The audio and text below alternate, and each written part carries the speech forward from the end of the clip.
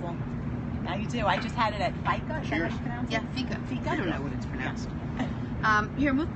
Let me move. Yeah, we'll do it together. You good? Right, everybody's dizzy. I'm gonna settle down. Really? Are you sure now's a good time? I don't know. Man loves me. Everyone? Kim loves the concept of this show. That's good. Awesome. Which part do you love the most? The regular, easy part or this part? Which is your favorite part? This next segment brought to us by Dramamine. Okay. Here's what we're gonna do. We're gonna just wait till Lance gets this next laugh out of his system. So waiting. Yeah, I'm gonna give it to Connor to hold for a minute. Lance, you're so cute. It's a shame that you're single, and it's. Maybe you should put Lance up. No, Lance needs no help. Lance is a 47-time divorcee who needs no help finding women. What he needs help with is staying with women. All right. We're gonna find you the most amazing woman in the world. Like the Let's go. The camera stops moving. Do you see that? She likes the part where the camera stops moving. No. Okay. So a little while back, I met Stephanie Sorkin, and she gave me a couple books, which is basically what everyone did when I had kids. We have 1,000 books downstairs, and they're amazing, and everyone loves the book that they give. This is a great book. You have to read this book. Your kids are going to love this book, and 9 times out of 10, it is. But 1 time out of 10, you open it up, and there's like so many words on a page. My kids have the attention span of my butt, so they end up not sticking through like 2 or 3 pages. That's a really good question, because that's actually that's actually a really good question. Bad reference. My kids have the attention span of like a carrot, which, you know, and that's it. And then I meet Stephanie, and we start talking, and her story's a little different. She doesn't just write books. Like, she writes books with a message, and the message is not thrown in your face. It is woven into a story, and I was like, okay, I'm going to give it a shot. And she gave me 3 books, and I took one of the books. I put all 3 books on the table, and at night Harper gets to pick 5 books out, and we pick them, and it's always the same 5 books, always. And every story you have to read 5 times, right? So you know how this goes. And at this night, she walked over and she picked up this book, and she said, "I want this book, Mommy." Didn't know what it was. Obviously, she can't read. We have to work on that. She's 9. I'm kidding. She's 3. And I read Chocolate Shoes with Licorice Laces to Harper. And this became one of the 5 books we now read every single night. I'm not lying. If it wasn't, I wouldn't tell you this story. So Chocolate Shoes with Licorice Laces is a great book. Harper absolutely loves it. And this is the woman who wrote it and came up with the story behind all of it. And I love the concept of the way you write books and why you write books. So welcome back to the show. Thank you for being here. Thank you for writing Chocolate Shoes with Licorice Laces. How you been? Great. Everything's great. I'm busy. I visit schools a few times a week, and I do a lot of events, so that keeps me busy. And what do you do when you visit schools? Make fun of the rowdy kids? Yeah. I start rowdy on the kids. Rowdy. Right? I go through the writing process, and I tell the children what I do to write a book. I show them my sloppy copy, which is something the kids do also. I write my things by hand. I cross out, make corrections. So people think that a writer's sitting there at a typewriter or a computer nowadays. Right. But I really don't do that. I do it on sitting by a what? Typewriter. You have to explain that. Right. It's let me get on the phone and call my friend on the real phone. Well, let me get on dial-up and tell him that I'm going to call them. Right. On my business card, I have a business card that has STEPH. It's all in like an old-fashioned. Oh, okay. People are like, what is with this font? It's new and beautiful. I've never seen such a font. Right. So I talk to them about creativity, and that you don't lose your creativity, you only expand it. Yeah. And the kids love it. They love to ask questions about how a book is made, how to get it published. I tell them things like, I'll go in with this big, they call it tear sheet, and a book isn't really made with just pages glued together, which before I started in the book business, I thought that's what it was. And that's what I think the illustrator over there in the trenches. Yeah. It's a one big giant page, and they fold it and fold it and fold it. So when they print it, from what I understand, what they told me, they printed on a giant printer. So I would have thought they printed one page, the other page. Right. And when you show the kids that big tear sheet, they must love they're it. amazed. They're really amazed. What do you find is that the most popular, when you go out and I'm sure you ask the kids, what books do you like? Everyone's got a different book, but is there one that sticks out that everyone's really reading right now? I'm sure they go through themes like TV and characters and movies and all of it. Right. There's a book, The Day the Crayons Quit, that my kids love, and I know that I believe it was a #1 bestseller in the New York Times children's bestseller, and it's ingenious. It really is.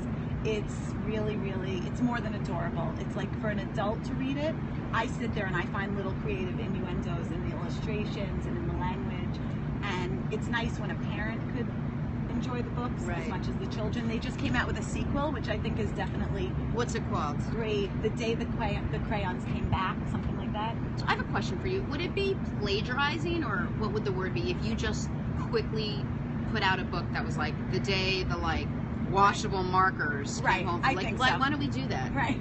No, I wrote a book called Thinner in 30, and someone was like, can I do a book called Thinner in 29? I'm like, what the? Right. I had somebody do, after I published Nutley, someone wrote a book about a squirrel with a nut allergy. No, I was like, honestly, come on. It was just, and luckily their book, I don't want to say it wasn't as good, but...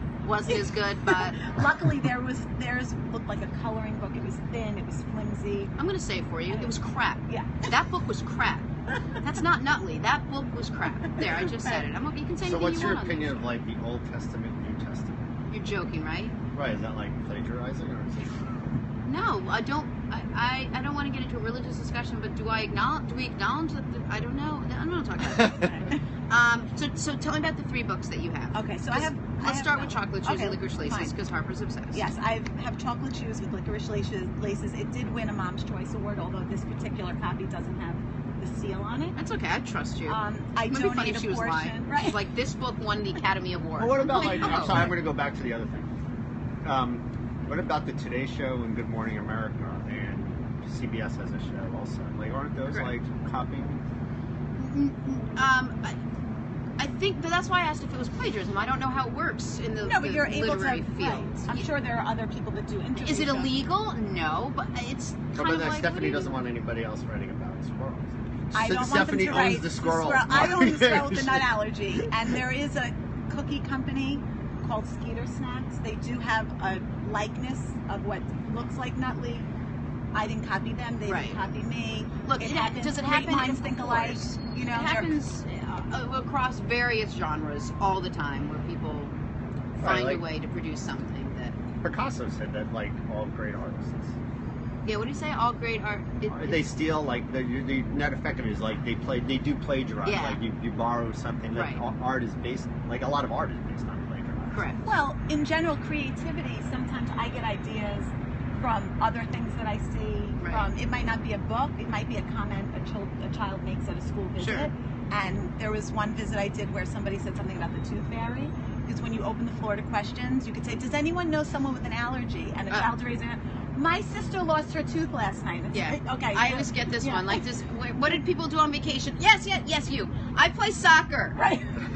I'm like, that's amazing. Well, Charles is saying that like copying is the highest form of flattery. It is imitation. That's what they say. Imitation is the highest form of flattery, and that's exactly how I took it. I don't want to get into it, but I took it as a compliment, and you know, there's always one original. There's one original, right? So let's get back to your books. So my books, Nutley the Nutty Squirrel is about a squirrel with a nut allergy. I was inspired by one of my children who has multiple food allergies. So for that reason, I wound up making it a fundraiser. So 100% of the proceeds go to an organization called FAIR. So if you read this to your kids, they not only understand, they get entertainment value, but they understand what it means to have an allergy, to live a life with certain foods that you can't eat that other kids are eating. And I tried, I based it on a true story, like I said. I did not include some allergens because those were allergens that my daughter did not have. Oh, okay. So I haven't been met with much criticism, but I have heard some parents say to me, oh, I wish you included dairy. I wish you included... I mean, come on. It's based on a true story. Like, so you need to settle down for like 5 seconds. I actually stopped talking to Stephanie because she didn't include horses. Right. I'm actually allergic to horses. Oh, are you? Yes. Allergic to horses and dogs. I'm allergic to horses and dogs. And when I went on a vacation recently, I said, I haven't been near a horse in so long. There's no way that I'm still allergic 2 horses. Turns out she was. Yeah. Oh, it turns out that I'm definitely allergic. Oh my gosh. But anyway, my characters. There's a character with a nut allergy. There's a character with a pitted fruit allergy, which is something that people have that they don't realize. It's cherries, peaches, plums. One of my other children has that. Wow. So What's the deal with allergies now? My kid just went to school, and the list of foods that they can't bring is larger than the list they can. It is. And the doctors, I'm not a doctor, I'll give that disclaimer, but I am definitely, I study it a lot. I Google every single thing. Why are the kids, is it because they have hypotheses. If they knew, then maybe. But we haven't hit on it yet. Okay. The doctors are saying there was just a $24 million grant donated by a hedge fund. Yeah, one man who just wanted to donate money just said, here, I'll give this to a research study. And there are fundraisers, and they're raising so much money just to study food allergies. But something that the doctors are saying, and I feel guilty, is what? I feel like the hygiene hypothesis. Have you heard about that? No, I heard it different. As Americans, people say, oh, your third child, you drop the passy on the floor, yes. you wipe it on your pants and you give it, but I was never like that. My daughter was, if anything, too clean. Purell. Right. We're not. We were told that, and we're very big on, like, you know, letting our kids figure it out. Oh, right. You got malaria? Sorry. Figure it out. What's that poop on your face? Sorry. Figure it out. No, it's not that bad. But I understand. I heard that. They say that kids on farms do not get allergies. Third world countries, no allergies. Right, no allergies. So there has to be something that, as Americans, and allergies are huge in other countries like Australia. And as it turns out, Steph, you're actually a really, I mean, I'm sorry to say this, like, you're a terrible parent, like, because you kept your kids so clean. Right. And you but when so much. I was blaming myself, like most parents do when there's something wrong with their child. Right. You might say, what did I do wrong? What didn't I do right? And I was blaming myself. Was it that she was too clean? Was it that I didn't introduce enough foods at exactly the right time? So we took a chance, bucked the pediatric system, and gave our kids, except for honey, peanut butter, shrimp, shelf seafood, nuts, dairy, really, really early. Maybe that's why they throw up so That's why my kids throw up They're so covered in much. eczema. We gave that all mixed together, and then we would blend it on ice cream. We gave all of that every day, every hour. Again, my kids throw up a lot, and I just don't know why. No, we started that really early because we were so afraid they were going to be the kids that... Right, and I have to say, I did not introduce nuts to my kids. I didn't. But then when I spoke to the doctor, and I was honest about blaming myself and saying, well, he said, he said, don't be silly, because his brother has a sesame nut, and he's 40, and that's before this whole epidemic. My dad's allergic to nuts, and he's older than me, and I'm 52. Right. He's older than me. Amazing. I swear. Your dad's older than you are. Yes. Can you tell me again about that? They had me before I was born. Okay, that's what I thought it was, but until you explained it, I wasn't sure how your dad was. I mean, now that they had me before I was born. I guess I was born when they had me. When they had you. No, that's really interesting. Right, and I'm sure. Actually, somebody wants to know if the book is sold at Barnes & Noble. The book is on. Okay, so let's go through the rest. We got off track, and I really want you guys to know the books. So Nutley is the first one. This is an awesome book. 100% a fundraiser. Interesting that my kid is now just going to get into it because she's in a school and other kids are going to have allergies, and she wants to know why she can't have peanut butter or jelly at school. So she will read this. Right. Number 1. Number 2, chocolate shoes with licorice laces. Basically, does she feel left out because she's not one of the cool kids who's allergic to? That is not true.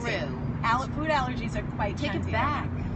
My kid's really cool. Right, but only the cool kids are allergic to nuts. According to Nutley? Right. Well, in Nutley, what I did, which they're bullying. These allergic kids are becoming big. Well, we'll get to the bullying. Yeah. And there is a problem with bullying. 30% of food allergic children are bullied. Yeah. It's an easy target, and it's not good. But with Nutley, I accidentally, because I did it from the heart, but I had that Nutley forms a community, and he tells his friends about the allergy, and before you know it, everyone's coming in this community and bringing the right snacks so he could be included. I love it. Okay, Nutley. Chocolate shoes with licorice laces. It's just a whimsical tale. Young children really, they love it. For whatever reason, love it. Little boy eats shoes. They're chocolate. It's great. It rhymes. It's cute. It's really just a fun read. My kid loves it. She knows how it ends. She still wants to read it again. I'm like, what's the point? She keeps wanting to read it. some children memorize it soon enough. Yeah. I'm sure your daughter will memorize it. A portion of the proceeds goes to Souls for Souls, which is an organization that donates new and gently used shoes to those that need them. And I did that because I tied in the shoes with the shoes. Not for nothing, I like licorice, so Yeah. I'm just gonna.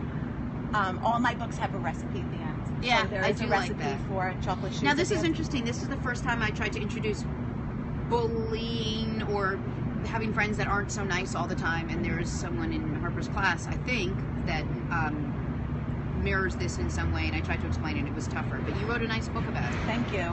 This book it was based on a true story also. Unfortunately, my daughter had a friend in kindergarten who was not your playground bully. She didn't look like a bully, so to speak. She was adorable. She was funny. She was sweet. But she was manipulative.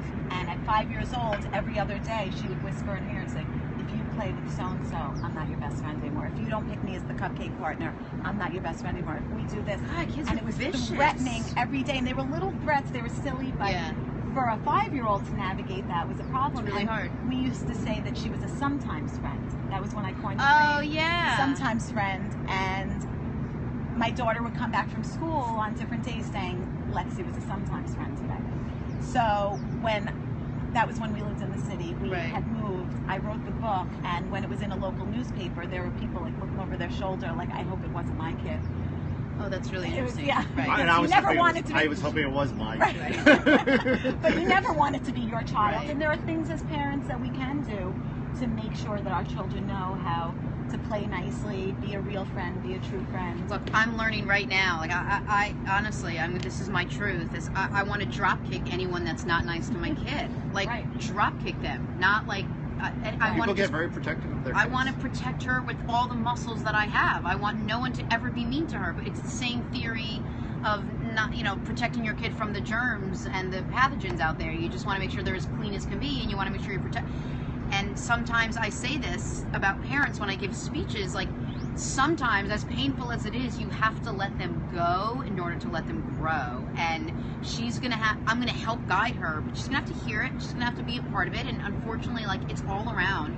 And she's gonna have to, as she gets older, learn how to navigate those murky waters, because I can't protect her forever. Right. So then you have a book like this where it's like entertaining and at the same time explaining how you go about doing that. And I think it's brilliant. Right. We at the end, I opened up the floor saying, the main character said, I'm tired of sitting down on this. And then it says, should you sit down or stand up? It's all up to you. So it empowers the reader to know that there is a choice. You don't have to take the bullying, but you also could forgive a child who is sometimes labeled as a bully. Right. And that's not always the best thing either, because sometimes they don't have to necessarily be rehabilitated, their children, but through the right reminders and different behavior and helping. So where are these sold everywhere now? They're sold, they're on Amazon. Okay. They're in tons of boutique stores. They're on a lot of websites. You can find them on a lot of websites. The easiest place to get them is on Amazon.com. Okay, and what's your next project? What are you My working next on? project is, I'm working on a story called How to Build a Friend. Oh. And it has a child taking little pieces of what they would like. Love, what a build a friend. great idea. And then I've hurry had- up and do it before Right. someone else does that. Right. I'm like, Right. before someone else, I'm going to talk to you later. I got to go. I got some ideas for you. How to build a friend. Right, I have another one about a child who tells a lie, and it's a tiny lie. They fit in their pocket, and then it grows and grows and grows, and by the end they're carrying around a wheelbarrow. Stephanie, that's so smart. Yeah, so I like to. Well, if you have I'm sure a brilliant illustrator, but if you need someone to help draw for some of these books, I have someone that's coming up next who's Right. literally in the middle of all of that wonderful process. We have a theme today. Brilliant authors, children, authors, illustrators, all of them. And actually, in keeping with that, during our break right now, you want to maybe read a book? Sure. While Read Chocolate Shoes. You should read we'll Chocolate take a Shoes. break. Everybody else can break. We'll just keep the camera on. Yeah. Okay, can I mention one quick thing Oh, about Frankie please. Jane? It won an Indie Book of the Year award. Wow. So my books are independent books. They're self-published books. Oh, okay. But they're mainstream books where they are in a lot of stores, and I do a lot of You events. guys, no joke. I wouldn't say a book was good if it wasn't. my 3-year-old is the pickiest kid in the world, and she loves this, and she is so close to jumping into Nutley. It's probably like 3 weeks away from when she really truly gets it, when she wants to break out a peanut butter sandwich at school, and they tell her not to because of the allergies. And then when she asks about that, she'll come home and say, "We need to read Nutley." Right. Like yesterday, Mom. I love your work. Thank you so much. This is fun. I can't wait to see all the other stuff. Let's see who can write that book quicker, you or me. I gotta go. All right, you go ahead and read, and I'm going to step aside, and we're going to you guys and you guys can do this on Facebook.